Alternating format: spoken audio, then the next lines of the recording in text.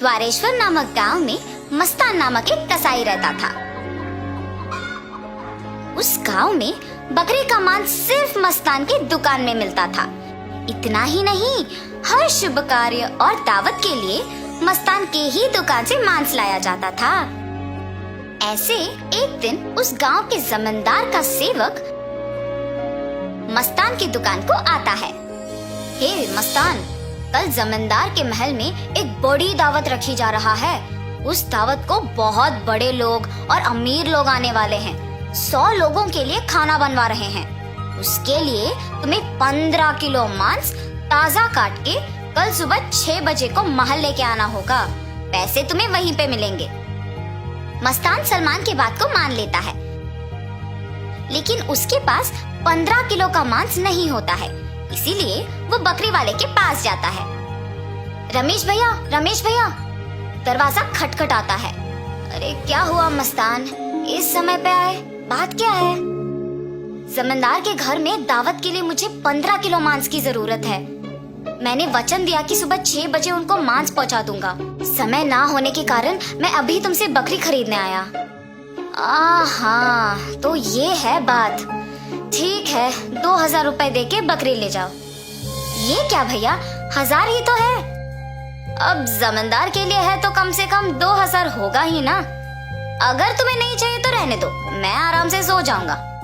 नहीं भैया, मैंने वचन दिया है, अब पीछे नहीं हट सकता। मैं दे दूंगा 2000। ऐसे कहकर 2000 दे के बकरी खरीद के घर चलते हुए सोचता है, जमाए हुए पैसे एक दिन में खर्च हो गए। कोई बात नहीं, जमींदार के दावत के लिए मांस पहुंचाने के बाद पैसे मिलेंगे ना। अभी जल्दी से काम शुरू करके सुबह तक पहुंचा देना होगा। ऐसे सोचकर मांस को साफ करके उसके टुकड़े टुकड़े काट के सारी रात मेहनत करके 15 किलो मांस को तैयार रखता है। अगले दिन सुबह दिए हुए वचन के अनुसार 6 बजे को जमींदार के महल पहुंचता है। भैया, मैं सेवक सलमान के लिए आया हूँ। क्या आपको पता है कि वो कहाँ है? ये सुनकर दूसरा सेवक मस्तान को बाहर इंतजार करने के लिए कहता है। वो मस्तान के हाथ से मांस लेते हुए कहता है कि सलमान को भेजेगा और उसे पैसे मिलेंगे। मस्तान भी उस सेवक का बात मानकर बाहर इंतजार करता है,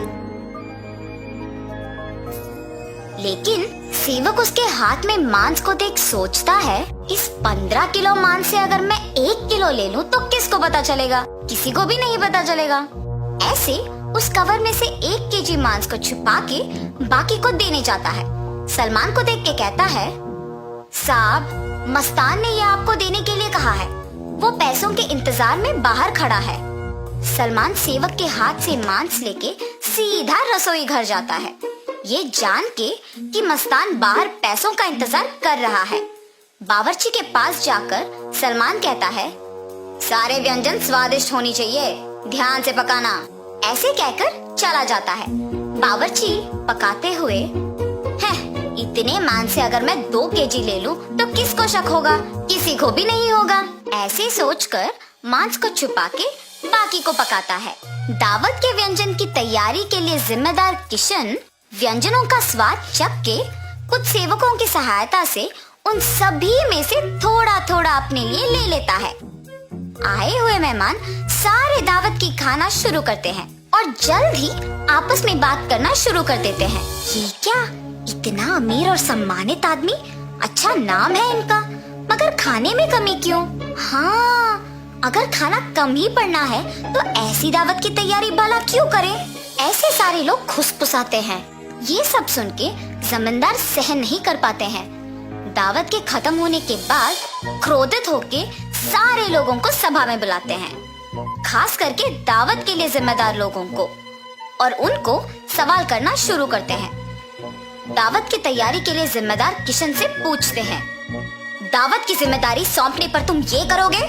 सभी तैयारी किया मैंने, लेकिन व्यंजनों के लिए मात्रा पहले से ही कम पड़ गई थी प्रभु। मेरा इस बात से कोई लेना देना नहीं, आप बावर्ची से पूछिए प्रभु। ऐसे उसने अपनी किए को छुपाकर किसी और पे इल्जाम डाल देता है। तब बावर्ची छुपाए हुए 2 किलो मांस की बात को छुपा के कहता है कि दावत की सामग्री के लिए जिम्मेदार सलमान के पास इसका जवाब होगा। ऐसे उस बात से छुटकारा पाता है।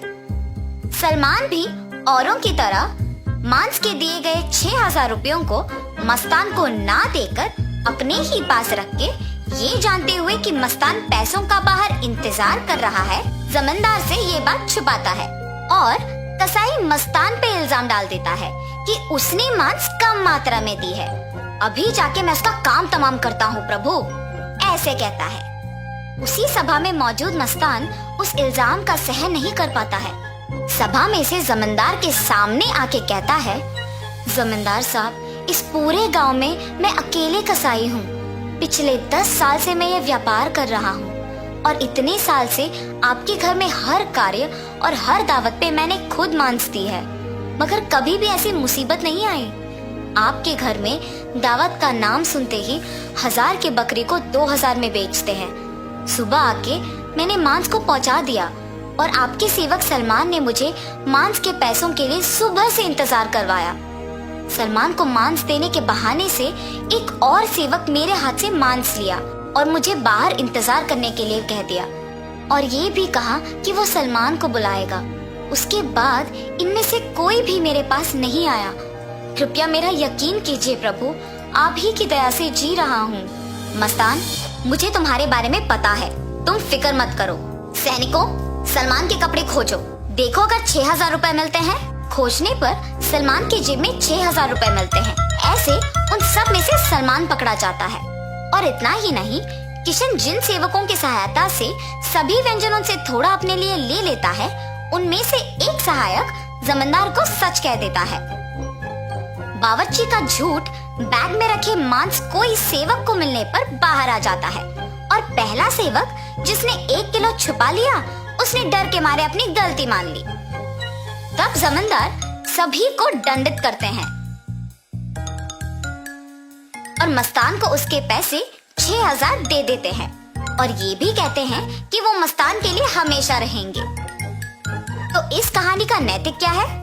गलती का सजा मिलेगी ही मिलेगी, इसीलिए ईमानदारी से जीना ही अच्छा है।